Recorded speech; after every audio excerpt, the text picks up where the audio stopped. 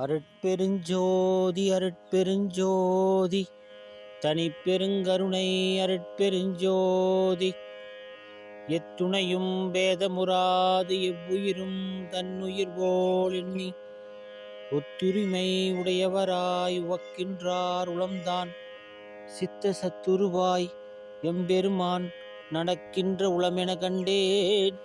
அந்த வித்தகரடிக்கு ஏவல் புரிந்திட என் சிந்தை மிக விளைந்ததாலோ.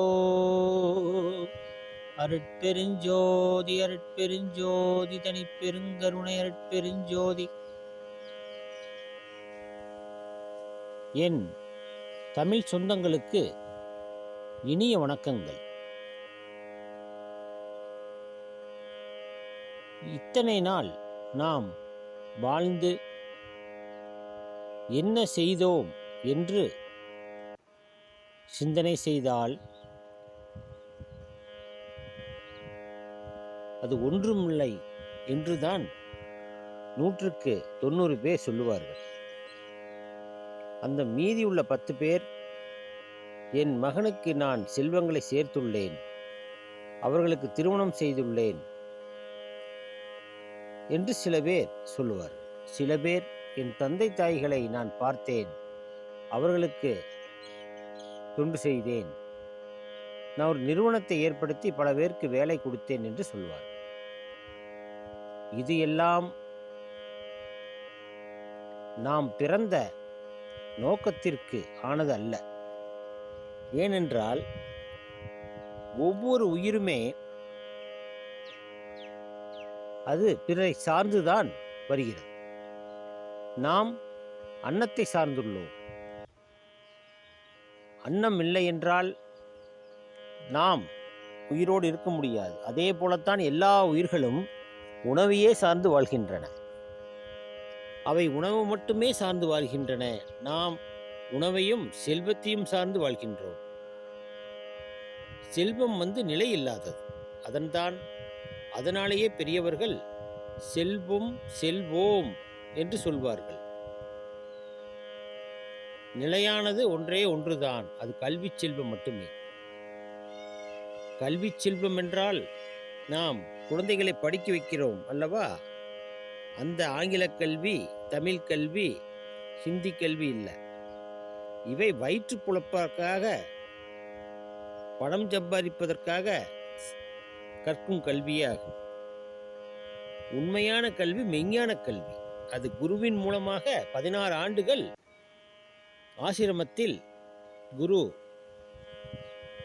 தான் கற்ற ஞானத்தையும் ஆற்றலையும் தெளிவுபட அந்த குழந்தைகளுக்கு உண்மை நிலையை போதிப்பதுதான். அவர்கள் 16 ஆண்டுகள் குருவர கல்வியை முடித்துவிட்டு ஊர் திரும்பினால் அவர்கள் எதையும் தாங்கும் வல்லமை பெற்றவர்களாக இருப்பார்கள். செல்வத்தை மட்டுமே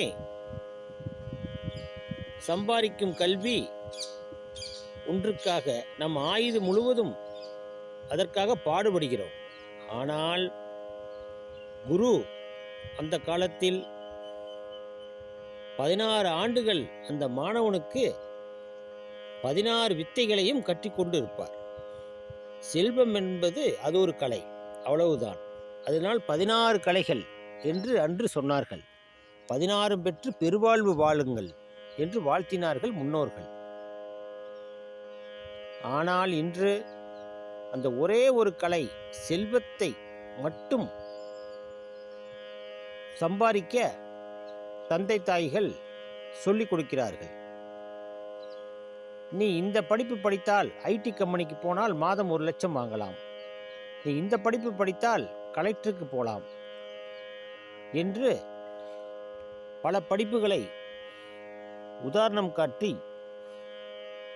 இதில் பல லட்சங்கள் வருமானம் கிடைக்கும் என்று தன் குழந்தைகளுக்கு போதனை செய்து அதை படிக்க வைக்கிறார்கள்.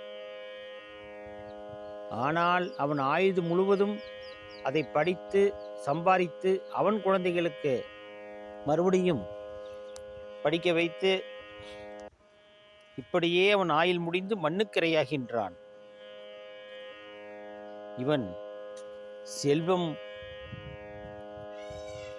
சம்பாதிப்பதற்காகவா அந்த பிறவி எடுத்தான்? ஆனால் அதுதான் இல்லை.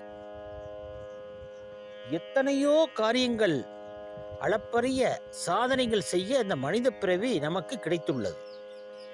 அதை விட்டுவிட்டு அழியக்கூடிய செல்வத்தை நாம் தலைமேல் வைத்துக்கொண்டு கொண்டாடுகிறோம். அழியாத பிறவி பெற இந்த மனித வாழ்க்கையை நாம் ஏன் பயன்படுத்தவில்லை? இது முட்டாள்தனம் அல்லவா? பட்டினத்து சாமிகள் 500 ஆண்டுகளுக்கு முன்பே பல மில்லியன் செல்வங்களை பெற்றிருந்தார். அரசருக்கே பரிசு தருவார். அப்பேற்பட்ட ஞானி இறுதியில் காதற்ற ஊசியும் காணாது கான் கடைவழிக்கே என்று தன் வாழ்நாள் முழுவதும் செல்வத்தை துறந்து கோமணத்தை கட்டிக்கொண்டு திருவிடை மருதூர் கோபுரத்தில் கிழக்கு வாசலில் அமர்ந்திருந்தார். எதற்கு அமர்ந்திருந்தார்? பிச்சை எடுக்கவா? அட முட்டாள்களே! அவர் செல்வங்களையெல்லாம் துறந்து எம்பெருமானுடைய திருவிடை மருதூர் பெருமானின் அருள் பெறுவதற்காக. தன் குருநாதர் நம்மளுக்கு பரிசு கொடுப்பாரே, அனைத்து செல்வங்களையும் துறந்து ஆண்டியாய் கோலத்தில் அமர்ந்திருக்கிறாரே என்று அரசன் அவருடைய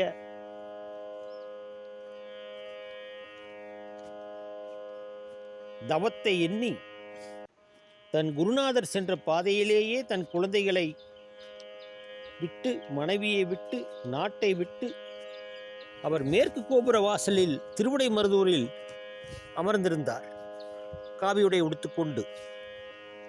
இப்பேற்பட்ட மனிதர்கள், சித்தர்கள் வாழ்ந்த பூமியில் பிறந்த நாம் ஒரு நொடியாவது நினைத்திருப்போமா நாமும் அதுபோல வாழ வேண்டும்? நமக்கு பின்வரும் சந்ததிகளுக்கு நல்ல அறத்தையும் நல்ல செயல்களையும் செய்து அவர்களையும் அந்த வழியில் பின்பற்ற செய்யலாம். நாடு உய்வடையும், மக்களை உய்வடச் செய்யலாம் என்று நாம் வாழ்ந்து காட்ட வேண்டும். அதை விடுத்து பணத்துக்கும் பொருளுக்கும் காமத்துக்கும் ஆசைப்பட்டு பொன்னான நேரத்தை வீண் செய்து வாழ்ந்து வருகிறோம். இது காலத்தின் கட்டாயம் அல்ல. நாம் உருவாக்கி கொண்ட நம்மையே நாம் செதுக்கி வைத்திருக்கிறோம். பணம் சம்பாதிக்க மட்டும்தான் நாம் பிறந்தோம் என்று. அவன் சம்பாதித்து விட்டான், பெரியாள் ஆகிவிட்டான், இவன் 50 ஏக்கர் வாங்கிவிட்டான், அவன் 50 ஏக்கர் வாங்கிவிட்டான், அவன் மாடி வீடு கட்டிவிட்டான் என்று அறிவீனத்தனமான பேச்சுக்களை பேசி வீணான நேரத்தை போக்கி இறுதியில் மண்ணோடு மண்ணாய் மக்கி போகின்றோம். இதற்கவா மனித பிறவி? இறைவா, சித்தர்களும் ஞானிகளும் அவதார புருஷர்களும் பிறந்த தமிழ்நாட்டில் இன்று அனைவரும் வெளிநாட்டு நாகரிகத்தில் உழண்டு பணமே பிரதானம் என்று ஓடிக்கொண்டிருக்கிறோம். 63 நாயன்மார்கள் ஒவ்வொருவரும் தங்கள் வாழ்க்கையில் வாழ்ந்து காமித்து சென்றிருக்கிறார்கள். அவற்றை உணர வேண்டாமா? இவற்றை உணர வேண்டும் என்பதற்காகத்தான் அன்றே நமது பெரியோர்கள் 63 நாயன்மார்களையும் ஒவ்வொரு விழாக்களிலும், ஒவ்வொரு கிராமத்தில் நடக்கும் விசேஷங்களிலும் அந்த கதையை, அதாவது அவர் சரித்திரத்தை பேச வைத்தார்கள். அதன்படி நாம் மாற வேண்டும் என்பதற்காகத்தான். ஆனால் அவையெல்லாம் குழி தோண்டி பிதைத்து விட்டார்கள் அரசியல்வாதிகளும் சினிமாக்காரர்கள், நயவஞ்சர்கள். இன்று நாடே அரசியல்வாதி பின்னாடியும் சினிமாக்காரர்கள் பின்னாடும் தான் சென்று கொண்டிருக்கிறது. நாமும் அந்த மோகத்தில் அவன் பெரிய பணக்காரன், அவன் பின்னாடி சென்றால் நம்மளுக்கு கிடைக்கும் என்று நிறைய பேர் அலைஞ்சு கொண்டிருக்கிறார்கள். முட்டாள்களே, நீங்கள் எத்தனை முறை அவன் பின்னாடி சென்றாலும் உங்களுக்கு 5 பைசா கொடுக்க மாட்டான். அதனால தான் அவன் பணக்காரன்.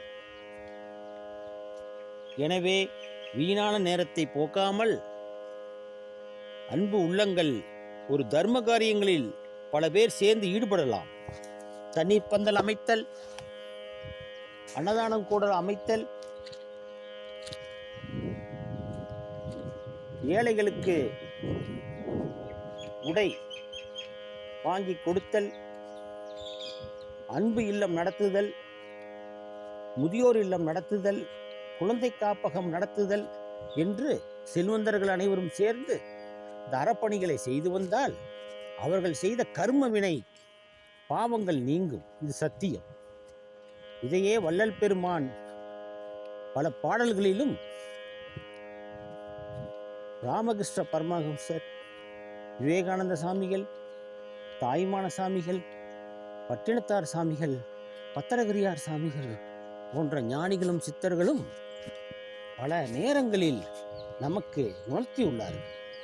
எனவே நாம் அறச்செயல்களை செய்து முன் ஜென்மத்தில் செய்த பாவவினை காரணமாகத்தான் இப்படி நம்மளுக்கு பல கஷ்டங்களும் கவலைகளும் பல தடங்கல்களும் ஏற்படுகிறது என்பதை இன்னும் உணராமல் இருந்து வீணான நேரத்தை போக்கி இறுதியில் யமன் கையில் அகப்படுமா? வீணான அந்த பிறவி போக்கிவிட்டு அடுத்த பிறவி என்ன வருமோ என்று கூட எண்ணாமல் பணம் பணம் பணம் என்று அழிந்து கடைசியில் பிணம் பிணம் பிணம் என்று தீயில் போட்டு எரித்து சாம்பல் ஒரு கைப்பிடி நீர் கூட இல்லாமல் வீணாங்க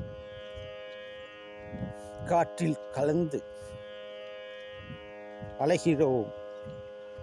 இந்த பணப்பேய் பிடித்த மனது அடுத்த பிறவியிலும் அதே எண்ணம்தான் வரும்.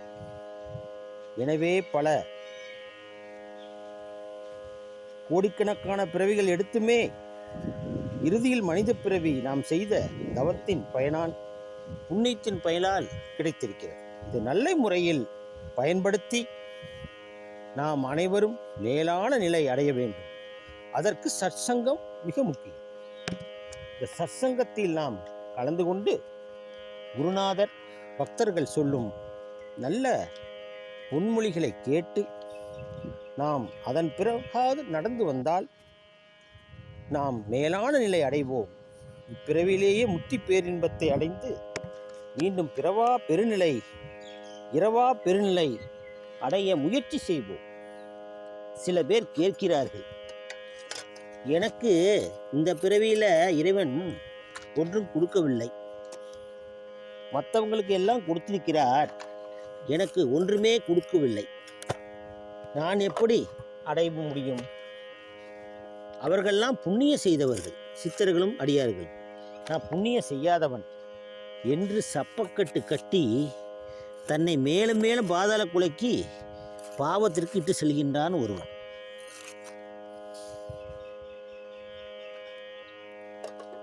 பின்பு இறைவன் மேலேயே பழியை போட்டு, எனக்கு இறைவன் இத்தனை கொடுமை செய்து விட்டான், நான் எப்படி அவனை வணங்குவது என்று கேட்கிறார்கள்.